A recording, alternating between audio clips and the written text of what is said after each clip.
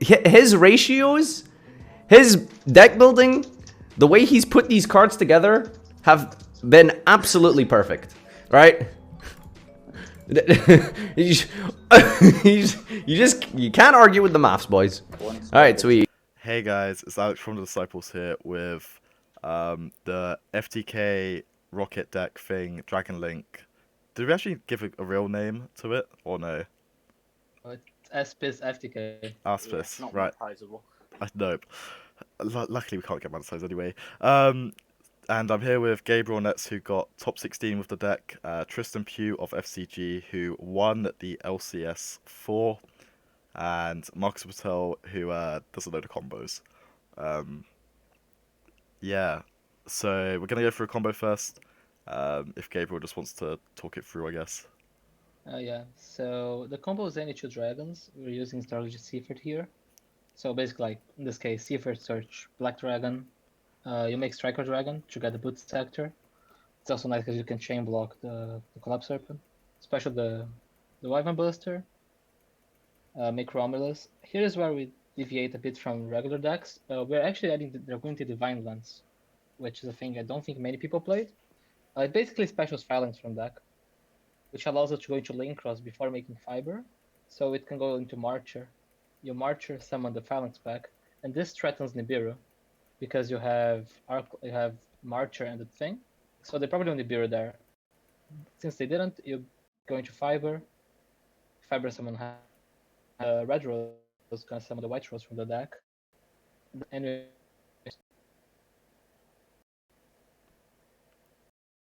Lagging a little bit right now. the screen share just fucked up. Can you still see or no? Yeah, now I can see. Oh, you So can't. we're on PC right now. Yeah. So yeah, then LP summons Bro Tower. This is important because we need Bro Tower to be the level 1 to make Rose Maiden. We discard any card to get a Tracer. Then we link them off into the Lingerus to get rid of the Dragon restriction. Boot Sector summons Tracer, so we can make Rose Maiden. Rose Maiden gets the Black Garden, which is what we need to FTK. We activate it. Kahir is actually going to help make the zones for Fisty. We give him a token. White Rose is the second token. Make Fisty. They don't get tokens while under Black Garden. So then you put Fisty the Tracer back. Then you use the Linger's effect since Tracer is special summoned. You make the Boho Sword, get another token. You Kahir attach Pisco. Then you can Tracer pop Kahir or pop like World Legacy Guard Dragon or itself. Really doesn't matter. Summon the Explode Rocket. You Boho Sword target it, so it's destroyed, and both players take 2k damage. Then on the end phase, it was destroyed. It's going to summon another Tracer from deck. Yep. Phase. Lagging. Yep. Yeah, fair enough. In your opponent's draw phase, you Tracer pop the Pisco, summon the other Explode Rocket. They'll take 4,000 and get a token. Because you go like Pisco, Guardian Chaining 1, Pisco Chaining 2. Pisco's both are mandatory. And then Explode Rocket, Borrow Sword, burns for 2. Burns for lost 2k, so they lose 8,000 life points and they have lost the game. So we've got the list here. So after seeing that combo, Tristan, why did you and Gabriel decide to play this FTK? So we originally were planning to play Clock FTK. We built a deck for that. We'd had a combo ready for it, but we decided that it wasn't worth it with rocks in the format because you have to main hand traps, and it's way too difficult to main a lot of hand traps in Clock FTK because it's such a tight deck for the extra deck as well. So we looked for different FTK routes that were more flexible in like deck building, and Aslapiscu seemed very gimmicky at first, but after like reading Explode Rocket and figuring out it's a lot easier to do the FTK. It's super consistent through hand traps, and going second you've just got like big dragons and you just attack with Moral Sword. Yeah, and there's like 9 1-card combos, right? Minimum, probably more. Yeah, there's a few. Yeah. So Gabriel, why did you decide to play 60 cards over any other number? So the idea is like you have a lot of cards in this deck that you don't really want to draw. They're not like real Garnets, but like you don't want to draw Explode Rocket, Piscu, the Rose Dragons. So by playing 60, you can actually play hand traps. and you have so many starters that the deck's too consistent. So we had like a code thing that simulated a lot of hands and see how often they open combo. And as you were raising the deck size, it wasn't actually lowering the consistent, and it allows us to fit like more possibilities like Buster and more hand traps and call buys. So I think that was a correct call. The other Dragon Link list that topped also played 60 from Shopping, so I think we were right in this one.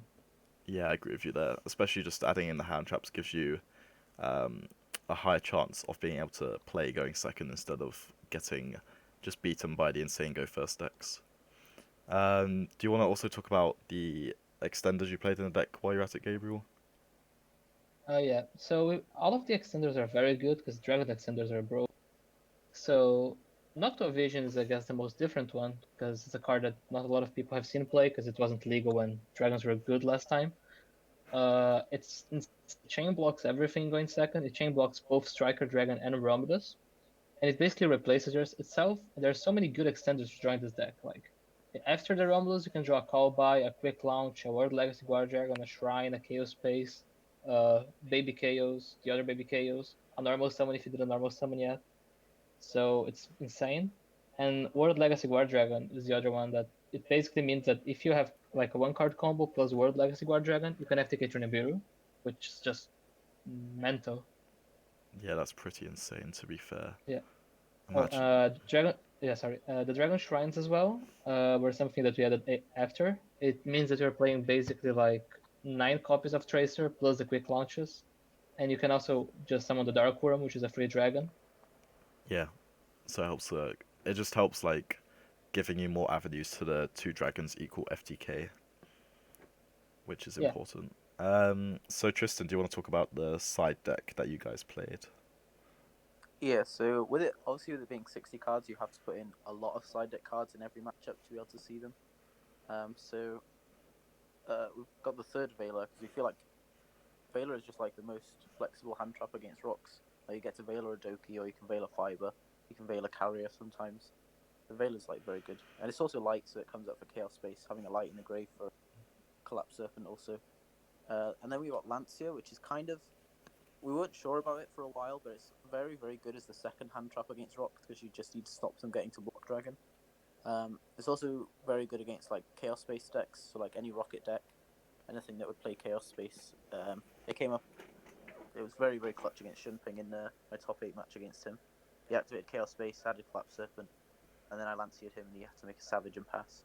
So it's one of those hand traps that's potentially very, very high impact, and you have to kind of take that gamble for 60 cards. And then 3 Imperm because it beats Guardian against rocks. It's just very important. Yeah, there's not much else to say about Imperm. Panktops is literally like a god card. It's the best card in the side. Wish I could play 3 of it. Like drawing it against every matchup that you put it in against over every. Like it forces IP and then trades with a negate.